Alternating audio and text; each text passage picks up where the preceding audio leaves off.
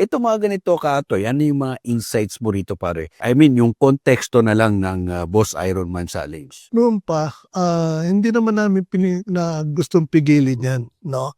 Kailangan lang ipatupad natin yung batas kasi ang lahat ng gagamit ng kalye under 4136 dapat dumaan yan sa LTO, Mhm. 'no. Ngayon, before siguro ibabalik ko na lang sa'yo noon, kami nagsimula nung endurance run, 'no, endo challenge. Noon, 'pag sinabi naming Ironman, ibig sabihin victim na yan ng road crash, eh, may bakal na sa katawan, Okay, okay. yun.